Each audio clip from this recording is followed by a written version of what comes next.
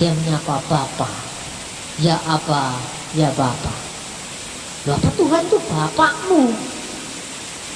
Ya, artinya Tuhan itu menganggap kita ini bukan sekedar apa? Bukan sekedar budak yang disuruh bekerja tanpa tahu kemampuannya untuk bekerja, tetapi seorang anak di mata bapaknya. Kalau anaknya salah, bapaknya memaafkan. Tetapi hubungan bapak anak ini berarti hubungan yang sangat mesra, sehingga manusia selalu berada dalam rengkuan kasih Allah, pengampunan Allah, dan manusia bertanggung jawab sebagai anak yang bertanggung jawab pada bapaknya. Dan ketika anak tidak mampu, bapak memberikan kemampuan pada anaknya. Karena apa? Itu anak-anaknya sendiri. Makanya ada pepatah Jawa, kalau anak itu tidak akan bisa dilepas, tapi kalau orang lain bisa dilepas. Mana ada yang namanya budak mendapatkan warisan dari bosnya? Tidak ada. Tetapi anak mendapatkan warisan dari orang tuanya. Dan bagi orang Kristen, warisannya apa? Warisannya adalah kerajaan surga. Amin. Jadi iman Kristen itu memang kewalik, saudara-saudara. Terbalik. Mau dicari-cari rumusnya, kalau memahami dengan logika, non-Kristen tidak ketemu. Karena apa? Bagi orang-orang non-Kristen, berbuat baik itu adalah supaya selamat, kan gitu kan? Berbuat baik itu golek keselamatan. Jadi mencari keselamatan itu dengan cara berbuat baik, melaksanakan ini, melaksanakan itu, melakukan perintah-perintahnya, menjauhi larangan-larangannya. Ini kan sangat hukum sekali kan? Sangat yuridis sekali. Di negara komunis juga gitu, mematuhi perintah-perintahnya pemerintah, menjauhi larangan-larangan pemerintah, kan gitu kan. Jadi kalau Tuhan itu ibarat sebagai seorang majikan memberi kepada pembantunya atau memberikan kepada buruhnya sesuatu atas dasar hasil kerjanya, itu bukan kasih, tetapi baru adil. Adil itu artinya apa? Memberikan kepada yang berhak haknya. Tetapi kasih itu artinya memberi dengan cuma-cuma. Maka bagi orang Kristen, berbuat baik adalah buah keselamatan. Kita berbuat baik bukan supaya, tetapi karena kita sudah diselamatkan. Amin. Dan karena itu kita mesti wajib menjaga keselamatan kita.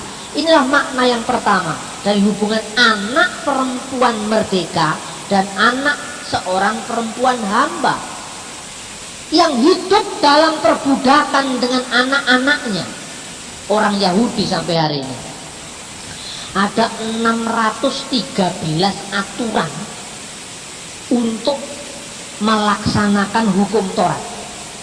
Ini supaya saudara bisa paham betapa Paulus ketika menulis ini bukan sesuatu hal yang ngawur. Orang Yahudi misalnya, berhentilah kamu bekerja pada hari Sabat. Itu umum, dirinci. Jangan membunyikan bunyi-bunyian, jangan menyalakan lampu. Menyalakan lampu itu zaman dulu hanya menyalakan obor. Zaman sekarang dirinci lagi. Mecet ini, sekakalnya listrik, cek, itu menyalakan lampu, itu menyalahi hukum Taurat sampai hari ini. Jadi orang itu berada dalam ketakutan untuk melanggar perintahnya. 613 aturan. Jangan kamu menyimpan kulit binatang sampai melewati malam. Makanya ketika Petrus diutus Tuhan nginap di rumahnya Simon si penyamak kulit, wah, ini benar-benar merupakan suatu pembaharuan radikal terhadap syariat agama Yahudi. Karena inti dari hukum Taurat dan kitab para nabi, apa kata Yesus, adalah mengasihi Tuhan Allahmu dengan segenap hatimu, dengan segenap kekuatanmu, dengan segenap akal budimu, dan mengasihi sesamamu manusia seperti mengasihi dirimu sendiri. Itulah kesimpulan seluruh hukum Taurat, syariat Taurat, dan kitab nabi-nabi. Jadi sekarang bayangkan, kalau kasih itu mahkota ajaran Yesus, kalau kasih itu adalah kesimpulan dari hukum, maka justru mestinya hukum itu berlandaskan kasih, bukan hukum menakut-nakuti, bukan hukum menindas, bukan hukum mencari menangnya sendiri. Saudara-saudara, Yesus menolong orang pada hari Sabat, memberi orang makanan. Yesus menolong orang, menyembuhkan orang pada hari Sabat. Kata orang Yahudi, salah, karena ini melanggar syariat Taurat. Karena menyembuhkan orang itu bekerja. Loh, lah inti agama itu kasih, inti syariat Taurat itu kasih, kok menolong malah tidak boleh? Sudah pernah membaca kisah orang Samaria yang baik hati? Ada orang yang turun dari Yerusalem ke Yeriko. Kisah ini berkali-kali, mungkin puluhan kali kita baca, tapi mari kita kembangkan kisah ini. Kenapa orang Yahudi di depan Yesus tidak berdaya? Ada orang yang dicederai dalam perjalanan dari Yerusalem ke Yeriko itu. Orang ini babak belur, mungkin dirampok, mungkin apa. Kemudian ada orang Yahudi lewat, orang Farisi lewat. Dia berlalu begitu saja, ditinggalkan tanpa belas kasihan. Tapi orang Samaria lewat, tergeraklah hatinya oleh belas kasihan. Orang ini ditolong, dibawa ke penginapan, dibayar sampai sembuh. Yesus cuma berkata sederhana sekali, mana di antara dua orang ini yang mengenal sesama manusia? Orang tadi menjawab, yang hatinya tergerak oleh belas kasihan. Dia tidak menjawab orang Samaria, karena Samaria itu musuhnya. Samaria itu apa? Samaria itu ya orang yang waktu itu dijauhi oleh orang Yahudi karena dianggap kurang religius, kurang apal dalil-dalilnya Taurat. Mungkin kalau orang sini abangan. Orang abangan itu ya KTP-nya Islam, tapi tidak pernah sembahyang, tidak pernah baca Quran. Nah, orang-orang Farisi ini golongannya Egy Sujana itu, golongannya FPI itu, yang sampai jadi polisinya Tuhan, menghukumi orang-orang yang tidak mau beribadah itu. Nah, tapi ternyata inti dari iman itu bukan apa yang dilaksanakan secara lahir, tetapi apa yang muncul dari hati. Saudara-saudara melihat, mungkin Alkitab tidak mencatat mengapa dia berlalu begitu saja. Saya membaca berbagai macam tafsir latar belakang ungkapan perumpamaan ini. Orang Yahudi itu kalau mau sembahyang ke bait Allah, ini mungkin pasti orang Yahudi itu terikat pada hukum yang namanya hukum kenaziran, atau bahasa Ibraninya teharot. Teharot itu kesucian, atau Arabnya taharah. Taharah itu artinya bersuci dengan air. Kalau tidak ada air, pasir. Itu orang Yahudi juga ada. Sebelum zaman Islam, orang Yahudi sudah mengenal sebelum beribadah ke bait Allah itu harus bersuci dengan air. Kalau di padang pasir tidak ada air, ya pasir. Itu lambang penyucian batin. Nah, yang membatalkan sembahyang seorang imam di bait Allah atau di sinagog itu antara lain dia memegang sesuatu yang najis. Contohnya memegang darah. Darah itu termasuk najis. Jadi kalau pegang darah, bajunya sudah terlanjur putih, mau berangkat ke bait Allah atau mau berangkat ke sinagog, ini batal sembahyangnya. Orang Samaria tidak kenal hukum yang seperti ini.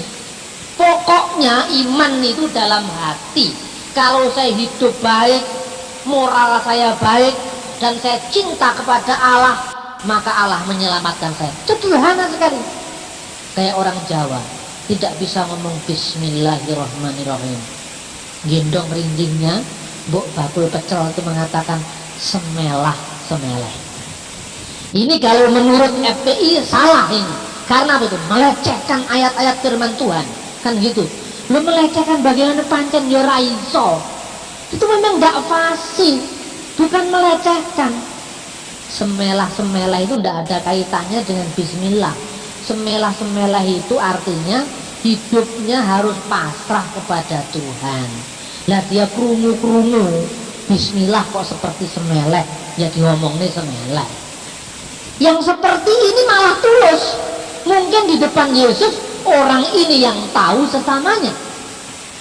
Ini tidak hanya berlaku untuk yang saya ceritakan Edi Sujana orang Islam, enggak, berlaku juga untuk kita orang Kristen di gereja. Jangan kita terikat pada simbol-simbolnya, liturginya, tata caranya, tetapi penyembahan dalam roh dan kebenaran. Tidak terikat lagi oleh hukum-hukum yang begitu detailnya, yang membuat manusia hatinya malah dijauhkan dari Sang Pencipta. Tetapi justru apakah hati kita terbawa dekat kepada Allah? Ini menyembah dalam roh dan kebenaran. Yesus itu luar biasa, radikal. Anda pernah bercerita, saya ceritakan tentang ceritanya Sunan Kalijogo. Nah, ini bukan ceritanya orang Islam, ceritanya orang Jawa ini. Sunan Kalijogo itu dulunya adalah perampok. Masa transisi antara jatuhnya kerajaan Majapahit, munculnya kerajaan Demak. Majapahit hancur, mungkin karena kolusi, KKN, nepotisme, koncoisme. Tapi KKN itu katanya Pak David, kerupuk kecap nasi KKN itu. Karena apa? Di tengah-tengah kesulitan ekonomi, rakyat kecil hanya bisa makan kerupuk kecap nasi. KKN itu macam-macam versi. Bung Karno KKN, Soeharto KKN, Gus Dur KKN, rakyat kecil juga KKN. Bung Karno KKN, kanan kiri nona. Pak Harto KKN, ya itu KKN yang sebenarnya itu. Gus Dur KKN, kanan kiri nuntun. Rakyat kecil juga KKN, kerupuk kecap nasi. Semua KKN. Situasi Majapahit yang masih sangat-sangat rawan, rakyat kelaparan, banyak jadi begal, banyak jadi copet di pinggir jalan. Raden Said itu yang namanya Sunan Kalijogo akhirnya. Dia tukang begal di pinggir jalan. Suatu saat ada seorang sunan lewat. Ini dongeng, nggak sungguhan. Sunan lewat itu namanya Sunan Bonang. Katanya Profesor Slamet Mulyana, Bonang itu dari kata Bonan. Jadi dinasti Bo itu dari orang-orang Tiongkok. Itu macam orang-orang Hokkien, macam-macam kan dari sana itu ke sini. Kalau biasanya Raden Patah itu kan keturunan ibunya Cina, namanya Jinbun, ganti Al-Fatah. Bahasa Arabnya jadi Raden Patah. Bahasa Jawanya Raden Ceklek.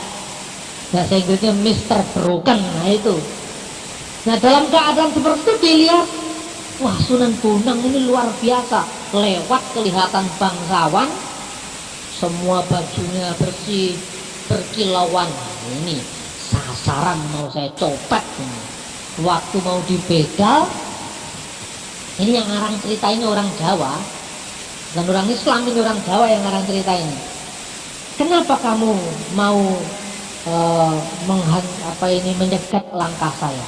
Tuan, serahkan emasmu, serahkan perhiasanmu, serahkan harta bendamu, serahkan uangmu.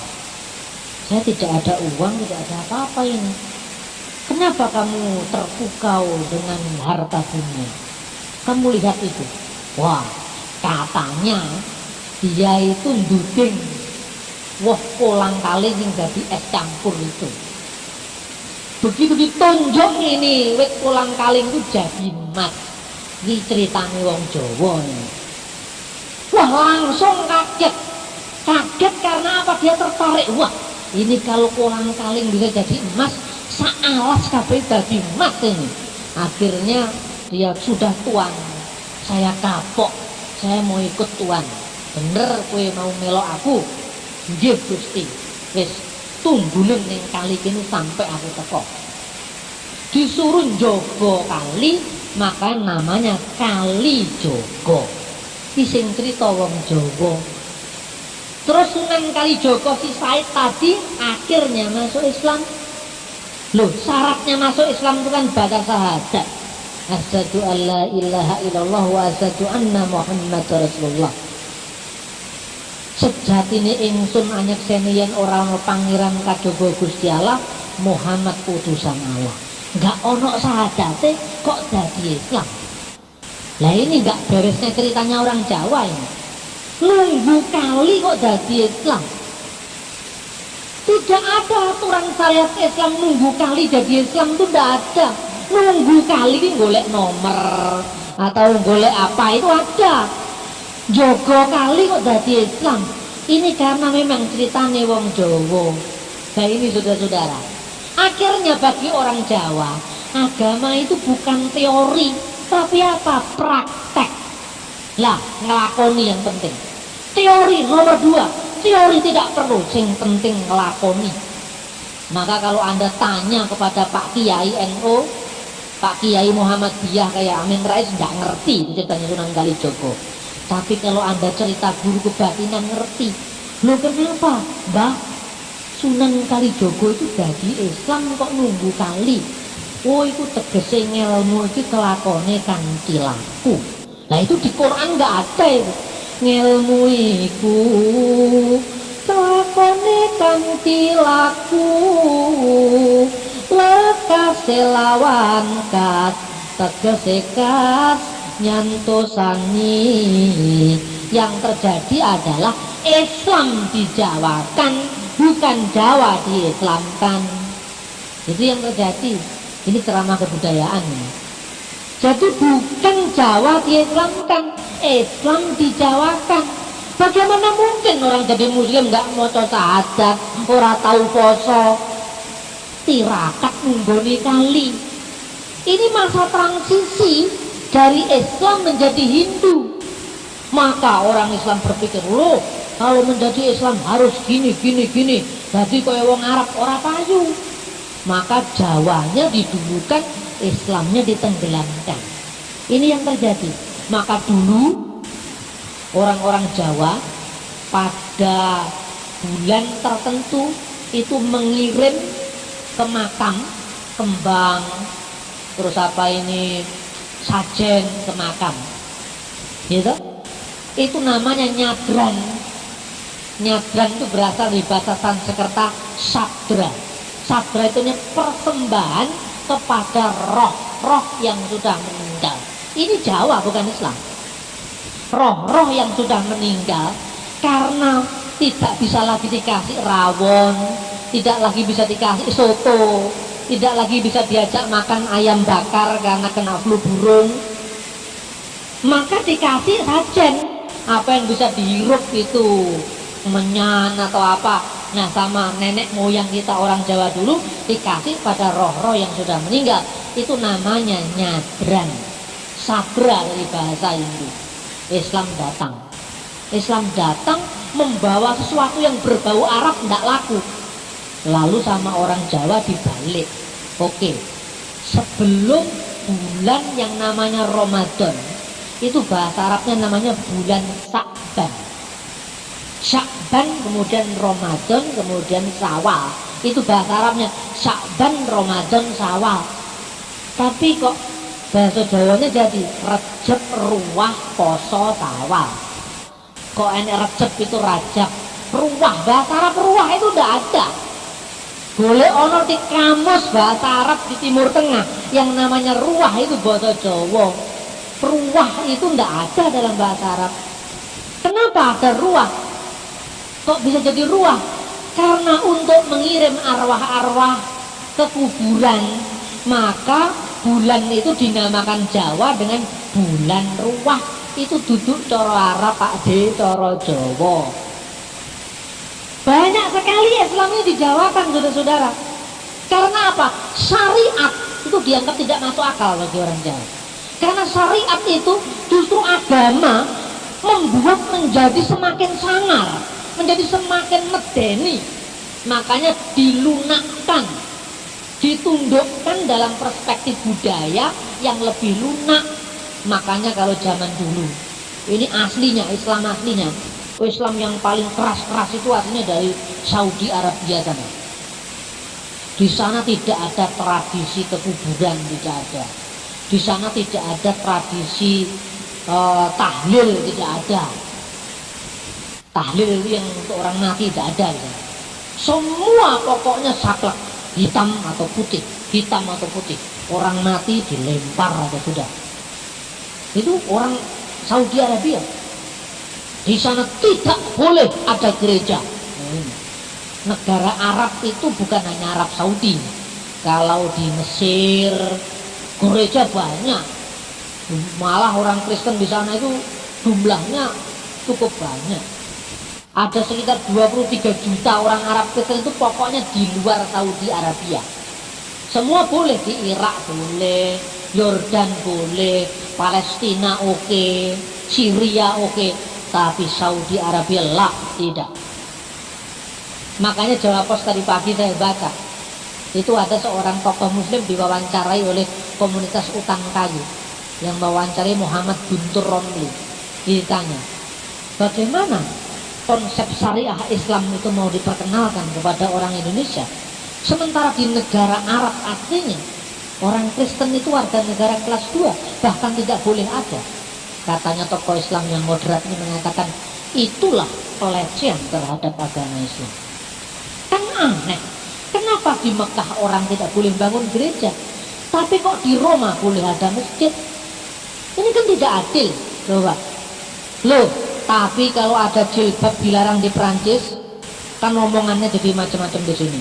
Perancis memusuhi umat Islam kan gitu. Loh, ini kan menangnya sendiri. Tidak ada Perancis memusuhi umat Islam itu. Di sana pakai kalung salib di sekolah pemerintah, tidak boleh. Karena apa? Negara-negara barat itu negara sekuler. Negara sekuler itu adalah intinya memisahkan agama dari negara. Sekolahnya negara itu ya negara, nggak ada agama. Kipa Yahudi yang begini kecil itu kayak batok itu dilarang di sekolah pemerintah. Salib dilarang di sekolah pemerintah. Otomatis jilbab juga dilarang di sekolah pemerintah. Itu bukan hanya Islam yang dilarang. Lah kenapa tidak mengatakan jilbab dilarang di Perancis? Kalau gitu Perancis anti-Islam. Salib dilarang di Perancis, apa mengatakan salib berarti Perancis anti-Kristen? Kipa Yahudi dilarang di Perancis, apa berarti Perancis anti-Yahudi? Lah ini namanya pembodohan atau pemalsuan informasi di Indonesia. Perlu dicegah, tidak boleh. Saya sekarang setiap bulan menulis di tabloid yang namanya tabloid transformasi. Saya menulis rutin setiap bulan, judulnya Trans Timur Tengah. Jadi semua dari Timur Tengah itu saya nulis. Sebab apa? Selama ini ngomong Timur Tengah yang nulis selalu orang Islam, dan selalu yang ditonjolkan itu pojok-pojoknya saja. Dan ketika muncul di Indonesia, neng kono tukaran rebutan lengon, yang ini dari tukaran agama, gitu. Di sana itu tidak ada kaitannya dengan tengkar masalah agama, di sini dari persoalan agama. Ini yang membuat negara kita semakin hari semakin sempit wawasan berpikirnya. Maka Rasul Paulus katakan di sini, justru jangan ikuti sempitnya orang Yahudi Yerusalem sekarang ini. Artinya Yerusalem secara duniawi, yang hidup dengan perhambaan dengan anak-anaknya, yang diibaratkan Hagar di tanah Sinai, di tanah Arab. Karena apa? Mereka itu menyembah Tuhan dengan hukum-hukum yang detail luar biasa. Orang Yahudi menyalakan lampu itu kan nggak boleh pada hari Sabat. Maka kalau saudara pergi ke hotel, itu kalau hotelnya di Israel, orang Yahudi itu yang namanya hari itu diawali jam 6 sore. Jam 6 sore itu liftnya untuk ke hotel dari lantai pertama lantai kedua itu disetel dulu hari Jumat jam 5. Jadi setiap lantai itu turun sendiri, berhenti sendiri lah, bebas dari bekerja pada hari Sabat. Lalu kan ngakali Gusti Allah ya. Ya coba. Nah, hukum agama yang seperti ini membuat manusia jadi budaknya agama, jadi budaknya hukum agama. Karena itu besok saya akan khotbah tentang marilah padaku hai kamu yang letih lesu dan beban berat. Beban berat apa? Itu ternyata beban berat syariat agama. Nah, kekristenan ini agama, kalau disebut agama pada sebenarnya lebih dari agama. Dialah iman karena hubungan pribadi dengan Sang Pencipta yang menyatakan diri dalam Yesus. Itu kekristenan.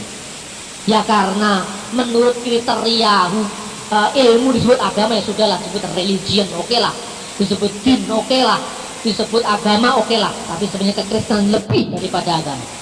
Kekristenan membebaskan manusia dari ketaatan pada hukum-hukum yang memenjara kerohanian manusia, ketaatan pada hukum-hukum yang justru membuat manusia tidak bebas. Kita beribadah pada Tuhan kok wedi karo Tuhan. Alkitab menyebut kenapa kita beribadah, kita menyembah Allah karena kita cinta pada Allah, bukan karena takut dalam pengertian engko lek ora nyembah Gusti Allah gek mlebu neraka. Iki wedi.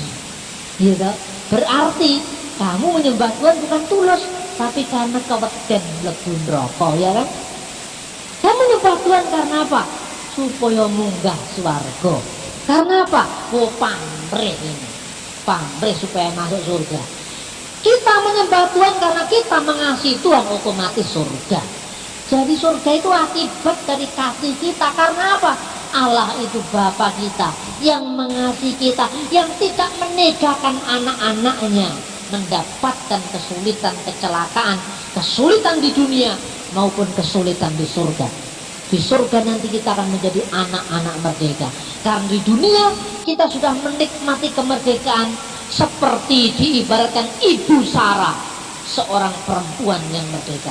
Artinya anaknya itu lahir dari iman, anaknya lahir dari janji Allah, bukan karena lahir dari ketidaksabaran. Artinya apa? Setiap orang yang dibebaskan dari belenggu-belenggu syariah, belenggu-belenggu agama, roh-roh agamawi. Jadi ketika agama itu menjadi isme, di situ agama itu menindas kita. Lalu orang merasa membela agama, membela Tuhan, ya kan? Pangkatmu nopo bela di Gusti Allah. Coba bayangkan, ini kan orang keblinger sekarang ini. Lalu karena gara-gara kita bela Tuhan, nyawa orang lain sak kita bunuh, kita habisi karena orang-orang itu kafir. Coba bayangkan betapa sombongnya manusia ini. Kita orang-orang Kristiani dibebaskan hendaknya dari kesombongan rohani seperti ini. Karena bagi orang Kristen hidup kita ini bukan kita lagi, tetapi Kristus yang ada di dalam diri kita. Maka yang meraja, yang memerintah, yang punya otoritas bukan diri kita lagi, tapi Tuhan di dalam kita. Amin, saudara-saudara. Kiranya firman Tuhan ini membimbing kita agar di dunia ini, di negeri ini yang majemuk ini, kita mampu menerjemahkan kehendak Allah. Roh itu menghidupkan, tapi huruf mematikan. Maknanya huruf-huruf hukum itu mati, huruf-huruf syariah itu mati. Ada spanduk di jalan, negara ini hancur gara-gara tidak berdasarkan syariah Islam. Loh, tidak sederhana itu. Negara ini hancur karena duitnya dicolongi oleh maling-maling, bukan karena syariah. Bukan. Loh, mana ada negara yang fanatisme agama maju? Coba, mana negara yang berdasarkan fanatik jadi maju? Tidak ada. Justru negara maju adalah negara yang modern. Tidak ada. negara yang dodolan agama maju itu tidak ada. Karena agama itu adalah hubungan pribadi manusia dengan Tuhan. Tidak bisa kita paksakan kepada orang lain. Tuhan jadi tidak pernah maksa kalau kita mau maksa. Biarkanlah ilalang itu tumbuh bersama gandum sampai musim menuai. Apa artinya ilalang? Ilalang itu yang jelek-jelek, yang tukang ngebom Bali, yang tukang ngebom itu ilalang itu. Yang tukang maten-mateni wong itu ilalang. Tapi gandum itu orang-orang yang baik, orang-orang yang berserah kepada Allah, yang hatinya tulus, beriman, percaya. Tuhan membiarkan gandum ini tumbuh di tengah-tengah ilalang. Sampai kapan? Sampai musim menuai. Apa artinya musim menuai? Ila yaumil kiamah. Sampai hari kiamat nanti baru yang ilalang dibaca dhewe karo Gusti Allah ini. Sing elek-elek nyemplung rokok kono ya. Sing api-api ikut dengan kerajaan kekal kan gitu. Itu nanti, bukan sekarang. Jadi Tuhan saja memberikan kebebasan. Kok kita manusia mau memaksa? Sekali lagi pangkatmu apa? Kan gitu saudara-saudara. Enak sekarang ini makanya. Pertama, di tengah-tengah situasi yang kesulitan semacam ini, Anda harus ingat, masih ada yang lebih sulit daripada kita. Amin. Kita hanya tidak boleh bikin gedung. Sementara kalau tidak boleh bikin gedung, gabung aja dengan gereja yang lain yang sudah ada izinnya. Kan enak ya. Nanti kalau situasi sudah enak, baru bangun gereja gitu. Orang Kristen tuh gampang-gampangan saja. Di Indonesia orang pindah agama masih boleh? Boleh. Coba di Saudi Arabia, mati. Nggak boleh orang pindah agama. Jadi sesulit apapun problem yang menimpa umat Tuhan di negeri ini, sebetulnya lebih banyak yang lebih sulit daripada kita. Masih ada yang lebih sulit daripada kita. Justru pada saatnya sekarang ini gereja introspeksi diri. Apa kira-kira yang kurang dalam pelayanan kita kepada Tuhan dan kepada sesama manusia? Kiranya Allah semakin memberikan kita hikmat. Dan yang kedua, di tengah-tengah situasi di mana kekristenan sekarang ditantang untuk menundukkan asin garamnya di tengah-tengah dunia, kualitas rohani kita harus lebih baik daripada orang lain. Jikalau hidup keagamaanmu tidak lebih baik daripada ahli Taurat dan orang-orang Farisi, kamu tidak bisa melihat kerajaan Allah. Kualitas kerohanian kita tampak di depan orang, asinnya bisa dirasakan oleh orang, terangnya bisa dilihat oleh orang. Maka yang ketiga adalah doa Tuhan Yesus, agar semuanya menjadi satu, seperti aku dan engkau satu ya Bapa, agar dunia percaya. Kalau umat Tuhan terpecah-pecah, egois, mementingkan kepentingan sendiri-sendiri, di sini tidak menjadi kesaksian bagi banyak orang. Apa bedanya jadi orang Kristen? Kristen juga sama, pecah-pecah. Kristen juga sama, tidak bisa rukun. Mari kita tunjukkan persekutuan tubuh Kristus yang satu mengatasi bentuk fisik kita yang berbeda-beda. Mungkin kita memiliki saudara seiman yang banyak, dari tradisi, liturgi, cara ibadah yang berbeda-beda. Tapi sudah saatnya kita lupakan perbedaan itu. Penderitaan mereka, penderitaan kita. Apa yang menimpa, misalnya ada gereja A dibakar, tidak boleh gereja B yang mengatakan itu karena kurang doa.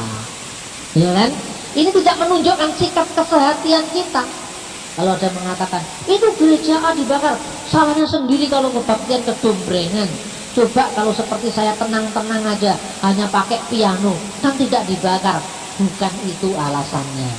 Ini banyak sekali. Sudah waktunya kita sekarang tidak saling menyalahkan, tapi mari kita sama-sama melihat diri kita agar dunia percaya dari kesatuan kita. Kiranya Tuhan semakin menyatakan kemuliaannya di tengah-tengah pekerjaan gereja dan pekerjaan pekabaran Injil di masa yang tidak lebih mudah ini.